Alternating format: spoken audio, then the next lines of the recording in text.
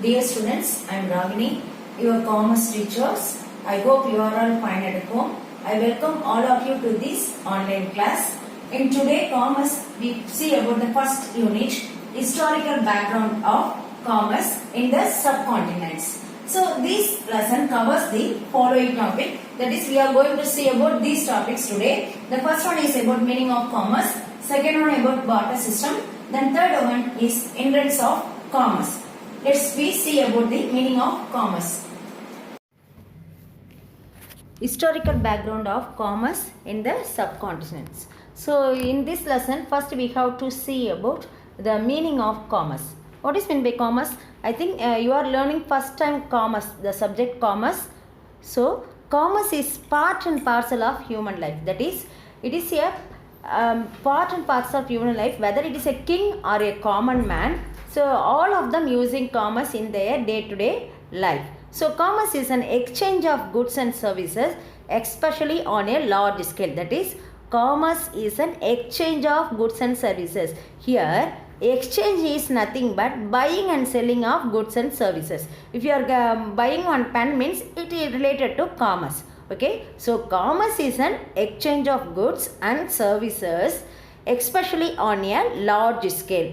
So that is, the activity of buying and selling, especially on a large scale, is denoted here as commerce. Okay, so it is a commerce is, in simple words we say, buying and selling of goods and services. So commerce is very important part of any business because it attempts to satisfy human needs. That is, it satisfies our wants. If you want a pen, means it is satisfied by the producer. So producer satisfying your needs by way of producing something. Okay, so he is getting some profit by way of selling the goods to you. So commerce is a vast term. Okay, it includes all those things, that is buying, selling, warehousing, transporting, all those things included in commerce. Banking, all those daily activities, that is, what are the activities we are going out in our life, all those things comes under the term commerce. Okay, so commerce is exchange of goods and services. It is a part and parcel of human life, whether it is a king or common man are using the commerce in his day-to-day life. Okay, so not only it includes this, it links the producer and the consumer of goods and services. That is, the producer, consumer is nothing but the person who is using that product. We as the consumer, if you purchasing one pen, means here you is a consumer and the person who is selling is a shopkeeper and the person who produces is a producer. Okay, so it links the producer as well as the consumer of the goods and services. Okay, next one, it emerged in economic activities mainly as barter system, which means exchange of goods for goods. So in olden days, that is in ancient days, there is no invention of money. During that time, the goods are exchanged for goods. That is known as barter system. That is, if you want rice, means you may give something. For example, if you want rice, means A wants rice, whereas B wants wheat. So they are exchanging one another. That is, A wants rice, therefore he is getting rice from B, and B is getting wheat from A. So likewise they are exchanging one another instead of exchanging the goods. Nowadays we are buying pen by way of paying money. But in ancient days, they are not paying any money because money is not invented during that time. Therefore, they are exchanging goods for goods. That is known as barter system. But it is not comfortable for sometimes it is not comfortable. But it is comfortable to neighboring villages and neighboring state, even to sometimes it is for countries to practice barter system in the absence of medium of exchange in the form of money today. So however, the concept of money occupied the predominant when scarce resources were to be either exchanged between parties in need of countries in demand, and over a period of time barter economy took the dimension of monetary economy where money was used as a medium of exchange. After barter system, we are following the monetary economy, that is money as used as a medium of exchange for goods, exchange of goods and services. Next we are going to see about the growth of civilization. That is, the growth of civilization witnessed the rise and fall of many dynasties, but still the course of commerce activities continues. If some dynasties are fall or rise, whatever it going on, the commerce activities are continued further and further, not only within the country, that is in domestic, not only in our country, it also between the nations, that is between two countries. Okay, we say it as a foreign trade. Okay, however, Tamil Nadu remained to be the founder of the trade and the commerce both within the and outside as evidence in various Asian literatures like Sangam. That is, in many literature says about the Tamil Nadu trade during Asian period in within that is domestic trade as well as foreign trades. So the whole commerce activities emerged from barter system into multi-dimensional and multi-phased scientific system consists of courses like monetary system, mail order business, hire purchase system, installment purchase system. We are using all those things nowadays. So in a technology driven society today, we are using cashless system. What is meant by cashless system? You are purchasing something by giving a debit ATM card. Okay, so ATM card is nothing but debit card. By giving debit card or credit card, you are purchasing something. You are not paying any cash. That is known as cashless system. Okay, so nowadays we are using cashless system through e-commerce. That is online. Through online also we are purchasing something, which means business activities enabled through electronic modes like online trading, mobile banking and e-marketing. Okay. Next we see about the earliest trading population of India.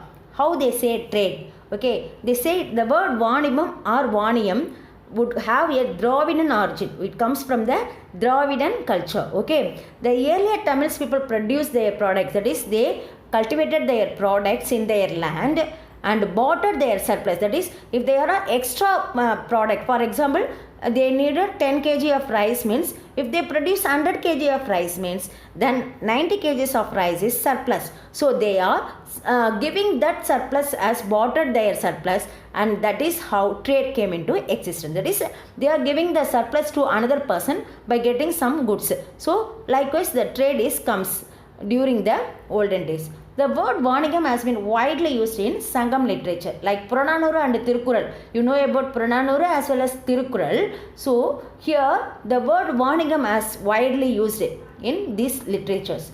The next one, the Tamil Brahmi inscription from Alagarmalai, Pugalur, Mangalam and Sri Lanka illustrate the fact that trade in gold, that is, they are trading not only the goods, they are trading the gold, oil, fluff, cloth, etc. was conducted during this early period. Next we are going to see about the trade in Sangam period. Okay, in Sangam period both internal as external trade was conducted by means of barter, that is Pandam Matru Murai. In Tamil they say it as Pandam Matru Murai. Pandam means the goods. They are Matru Murai means they are exchanging the goods for goods. So trade in Sangam period was both internal and external. Trade was one of the major means of linking various regions in the medieval period. That is, it not only they are doing trade, it also linked the various regions, not only the regions, the trade, that is the countries. They are connected to some countries. They know about the languages, their customs, all those things, their culture. All those things are learned by the Asian peoples through trade. Okay, so Sangam refers to the medieval great medieval period. So Sangam work refers to great traders, their caravans, security force, markets, malls and guilds of such great trader. The important articles which are hilly tribes offered to their neighboring in exchange of honey. They are exchanged the following goods, that is honey, roots, fruits, pest, then cattle, milk product. All those things are exchanged. So cattle, sometimes the cattle are served as a money. That is, they are using as a medium of exchange money for sometimes during the same period. most of the inland trade was done in the salt. So for example, inland trade, they are using salt as a medium of exchange. Some people use cattle as a medium of exchange. Some are using salt as a medium of exchange. Some person use paddy also as a medium of exchange. Then they are saying about the important trade route of silk and spices blocked by the Ottoman Empire in 1453. It is mentioned in these pictures. Then we are going to see about there was a dependence and interdependence among the people in matters of trade and commerce. Barter system cemented their relationship internally while coins were used. That is, for internal trade, they are using coins. Later, for the purpose of exchange of goods in external trade. That is, for external trade, they are using coins. Okay. Next, we are going to see about the trade and traders in the Pandya dynasty. So, trade and commerce was so common to Pandya dynasty. The information collected from the diaries of foreign travelers, voyagers, all those things says about the trade relationship of Pandya country. So, they have, next we are saying about the Hebrew and the Latin literature, archaeological remains in Aden, Alexandria, Java, Sumatra, and even China add support to the fact of existence of trade network in Pandya country. That is, China also have a trade relationship with Pandya country. So trade, they traded the things like copper, cloth, salt, flowers, sandalwood, fish, paddy, cereals, pearls, etc. flourished during this period. The place where the goods were sold in Pandya period, the place where the goods are sold is called Angadi. That is, nowadays we are saying it is a market. We are going to market in order to purchase some things. So there only the goods are sold. Okay. So the place where the goods are sold is known as Angadi in Pandya period. So day market is also known as Nalangadi, whereas night market is called as Alangadi. So we are getting these things from the proof of Saint Poet Ilango in Silappatikaram as well as in Madurai Kanchi. In these two literatures, they mention about this Angadi. So he described Madurai as Iruperum Niyamat. That is, the meaning of Iruperum Niyamat is sleepless city. They mention Madurai as a sleepless city. What is the meaning of it? In this city, the trade is taken place in 24 hours. That is, in full day. That is 24 into 7. Full days and weeks. There is no. That is, they are continuously trading the goods in these cities. Therefore, it is Madurai is called as a sleepless city.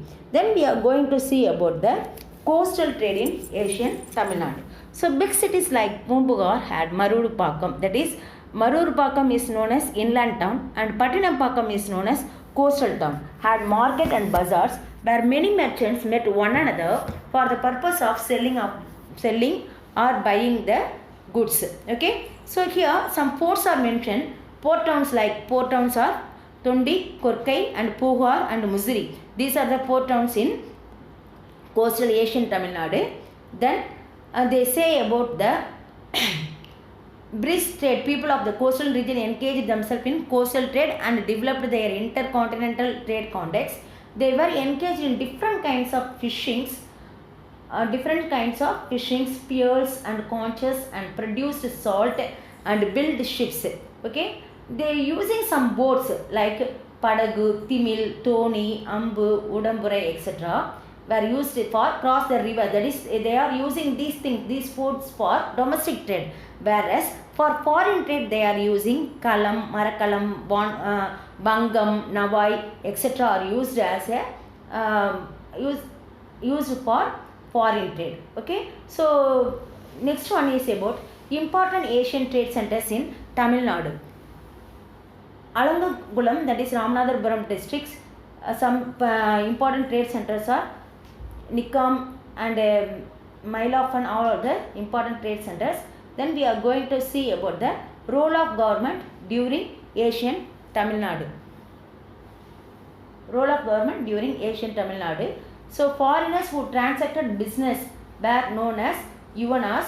Arabs who traded with Tamil were called Jognas. That is, the foreigners who transacted business with business known as Yavanas, whereas the Arab was known as Jognar. So Pattinapalai prized Kavaripumpattinam as a city where various foreigners of high civilization speaking different languages assembled. That is, the different language people assembled in Pattinapalai.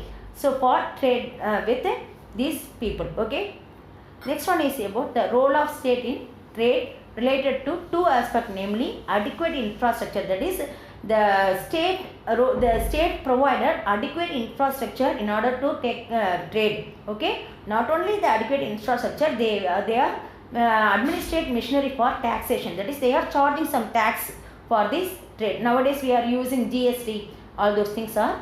If you purchasing something means you must pay GST for that goods. Okay, so likewise in olden days also the taxation process is there. Okay, during the Sangam period, the main trade routes were passing through thick forest over Western Ghats. That is, the peoples of the that is the person who is traders, the traders passing the thick forest in Western Ghats. So the state protected the merchant caravans on these trade routes from robbers and wild life.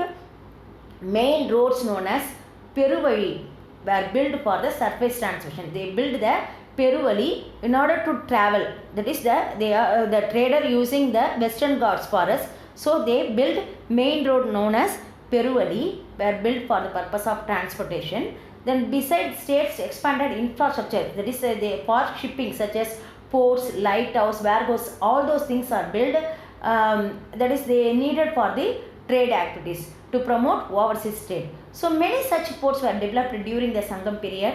Kavaripumpattinam was the chief port of Kingdom of Cholas, while Nagapattinam, Arakanam, that is Chola, while Nagapattinam, Arakanam, Aricamede, etc. were other small ports on the east coast. Similarly, Pandya developed Korkai, Saliyur, Kayal, Marunagar, Marunagar Pattinam and Kumari for foreign trade. The state governments installed checkposts. Nowadays also we are using checkposts, okay, to collect the customs along the highways and the ports. That is, the checkposts are built in order to collect the customs not only in ports but also in highways. Okay. Next we are going to see about the contribution of Kaudilya to trade. Kaudilya Arthasastra. You know about the Arthasastra is wrote by Kaudilya. We may say Chanakya. Okay. He describes in his books, he describes economy in Mauryan time. This brought out history of marketing practiced some 2000 years ago. According to Kaudilya, trade in medieval India was centralized since the commodities produced could not be sold in location production. That is, the goods which are sold in the same, not sold in the same place. The state designated certain places for selling the commodities. So it levied duties on goods brought into the city and could be sold after payment of the duty. That is, they are levying some duties. The important Asian trade centers in the coastal regions of Tamil Nadu are Alambarai, Alangangulam, Pumbuhar, Marakkanam, Basavasamudram and Mylapore. Basavasamudram and Mylapore. These are the centers. The chief control of state trading, that is, the chief center of the state trading was known as fixing the prices of the sales. Then we are going to see about the next topic, commerce and trade in North India. How commerce is flourished in North India. India was prosperous even during the medieval period from 12th to 16th century despite political upheavals. So Balban was the first sultan who paved the way for the dense forest. That is, Balban is a person who is paying some ways in the dense forest. The traders it is very difficult to cross the dense forest for the traders. So Balban built some ways in the dense forest and helped the trader and their commercial caravans to move from one marketplace to others. The next one is about Alauddin Khilji. Brought the price to very low. That is, he reduced the rate of the goods. That is, price to very low ebb. He encouraged import He encouraged import of foreign goods from Persia and subsidized the goods. Then Arab were dominant players in Indian foreign trade. They never discouraged Indian traders. They are not discouraging. They are not discouraging our traders like Tamils, Gujaratis, etc. The trade between the coastal ports were in hands of Marwaris and Gujaratis. That is, most of the trades are carried out by these people. That is Marwaris and the Gujaratis. Then the overland trade with Central and the West Asia was in the hands of the Multanis, who were Hindus, and Kaushanazis, who were Afghans, Iranians, and so on. Okay, next they are flourished due to the establishment of currency system based on silver. That is, instead of money, during that time, the external trade is carried out by coin, using silver coin or gold coin or copper. Okay. Then next they say about the important trade centers were Delhi, Mumbai, Ahmedabad, Sonarkund, all those places are used as Lahore and so on. The next one, Indian handicraft commanded a good foreign market. That is, our handicraft goods are commanded a good foreign market in olden days itself. India's imported horses. The imported goods are horse, dry fruits, precious stones, glassware, high-grade textiles, raw silks. All those things are imported from Kabul, Arabia and Europe, West Asia and China. So from these countries we are importing the goods, and India exports some goods to East Africa, Malaya, China and Far East. Trade was conducted through overland routes with Afghanistan and Central Asia and Persia. India conducted foreign trade via land route with Quetta, Khyber Pass and Iraq and Bukhara. The traders of Malabar, Gujarat and foreign settlers in ports of Calicut and Mangalore. Okay. Next we are going to see about the trade with Rome, China and Europe. So Roman and Greek traders frequented the Asian Tamil country and forged trade relationship with the Asian kings of Pandya, Chera, Chola dynasty. Chola had a strong trading relationship with the Chinese Song dynasty, and Chola conquered the Srivijaya Empire of Indonesia and Malaysia to secure a sea trading route to China. Next we are going to see about European, and that is in the course of time their commercial motives turned into territorial ambition, like the East India Company which becomes the British Empire. Then next one is about textile and shipbuilding earned name and fame in the 17th and 18th century. So these are the things about the trade relationship with Rome, China and Europe. Next we are going to see about barter system. What is the meaning of barter system?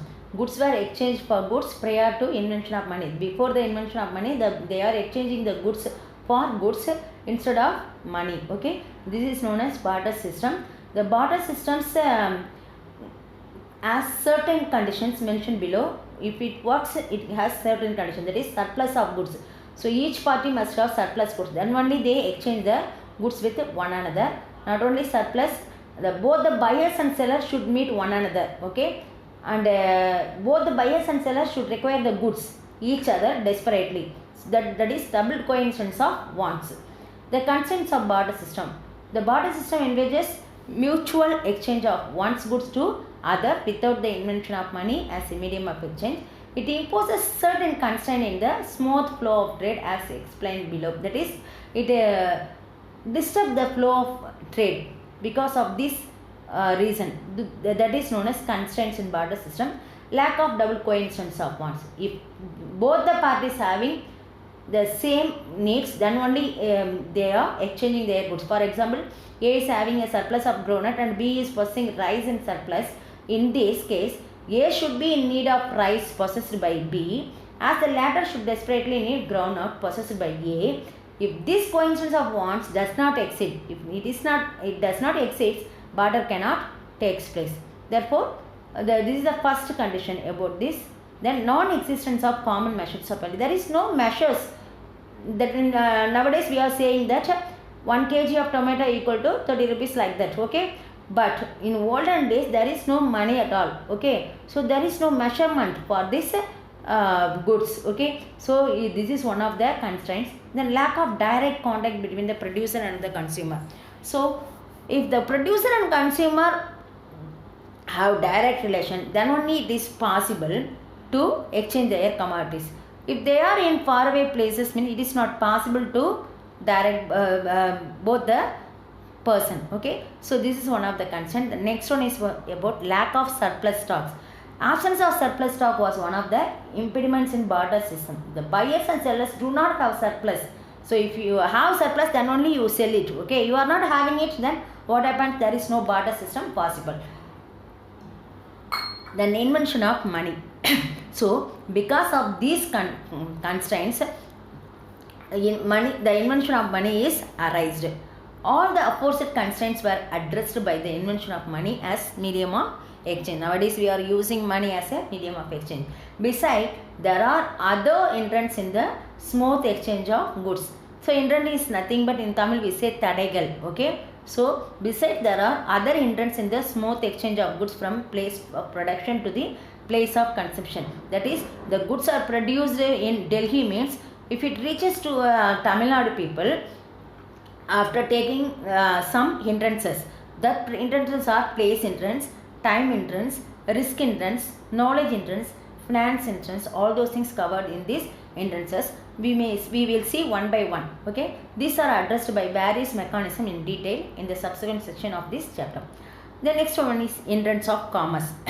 Production of goods and services for the satisfaction of human wants. That is, the producer producing the goods in order to satisfy the consumer wants, okay. The pen producer means he is producing pen in order to satisfy the wants of the students, okay. So reaching those goods and services to the people for where these are produced is the object of commerce. So commerce serves as a valuable link between the producer and the consumer. So it is a link between the producer and consumer.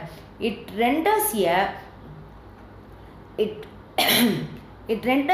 variety of services to ensure that the passage of goods and services between the two is completed without any let or hindrances. So accordingly, commerce may be defined as the organized system for the exchange of goods and services between members of industrial world, okay. This is the correct definitions of commerce, okay. The organized system for the exchange of goods and services between members of industrial world. It comprises all forms of trade. It includes the wholesaler, retailer, importer, exporter and entrepreneur services. All those things are included. Not only this, it includes some trading activities such as banking, transport, warehousing, insurance and advertising, okay. So how to eliminate these hindrances? That is the next topic. Elimination of the hindrance of business. So எப்படி நம்ம இந்த தடைகளை நிவர்த்தி பண்ண போறோம்? That is the meaning of this line, okay. So business consists of all industries and commerce. Business include industries and commerce. It serves to remove several hindrances and solve many problems while facilitating the production and distribution of goods. So the various hindrances removed by the business are as follows. First one, hindrance of person. The manufacturer do not know the place and the face of the consumer. If you are buying one pen, means the person do you know the person who is produced it? No, you know only the shopkeeper, okay. So the manufacturer do not know the place where the face of the consumer. It is a retailer who knows the taste, preference and the location. Retailer is nothing but the shop owner, okay. He only knows how what is the taste of the consumer, preference and location of the consumer. So the chain of middlemen consisting of wholesaler, in order to link this person, that is the manufacturer and the consumer, we need some chain of middlemen. One is the wholesaler and the agent and the retailer. So they are establishing the link between the producer and the consumer. So hindrance of person, okay. Hindrance of person is eliminated, that is removed by way of using this middleman. That is the topic here, okay. Next, hindrance of place. So production takes place in one center, that is in, for example, in Delhi, where the consumer are spread over the country. That is in all. They are spread over throughout the country. Okay, or sometimes it is the world. Okay, throughout the world.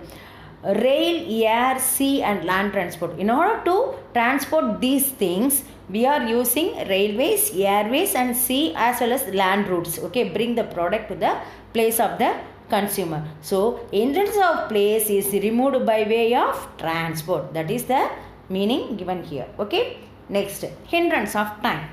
Consumer want products whenever they have money, time, willingness to buy. Goods are produced in anticipation of such demands. They are stored in warehouse. So for example, if you in rainy season only, we need raincoat and umbrella, all those things. But the producer producing these goods throughout the year. Okay, so if you want the raincoat now, means if they are producing now, is it possible to give them to you now itself? It is not possible. So they are producing the goods throughout the year.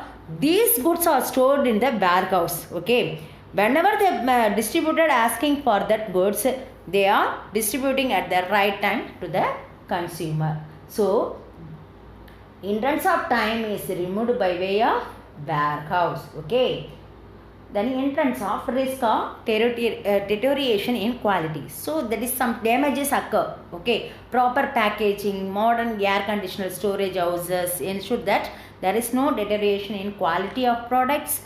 Not only quality, sometimes it may be happen in quantity also. So goods are protected against insect, rats, and evaporation, etc. Then hindrance of risk of loss. Here we are going to say the risk of deterioration in quality is maintained by way of proper packing and air conditioning, modern air conditioners. Okay, then hindrance of risk of loss. So sometimes fire, theft, flood, and accidents may occur. Okay, so during that times, insurance companies serve to cover the risk of such losses. Here, hindrance of risk of loss is eliminated by insurance. Then hindrance of knowledge. So hindrance of knowledge, advertising and communication help in the announcing the arrival of new product. We know about the new product through advertisement only. So hindrance of knowledge is removed by way of advertising. Next, hindrance of exchange. Money function as a hindrance of exchange. We are using money for buying something. Okay, so hindrance of exchange is removed by way of medium of money. Then hindrance of finance. So if the producer and the traders, in order to produce some goods, they needed money. Okay, so they are getting this money through bank or financial institutions. So these bank and financial institutions serve as a elimination of hindrance of finance. That is, they are using in order to remove this hindrance of finance. The hindrance of developing the exact product. So research and development. So the person needed a exact product, means the research and development helps in developing the exact product or services.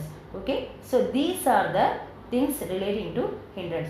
Okay, today class we are go through the topic like meaning of barter systems, trade in Sangam period, trade and traders in Pandya dynasty, coastal trade in Asian Tamil Nadu, Asian trade centers in Tamil Nadu, role of government during Asian Tamil Nadu, as well as about hindrance of, that is a hindrance of commerce, invention of money, constraints in barter system, all those things we covered. Okay, so after watching this video thoroughly, you do the assignment following this link.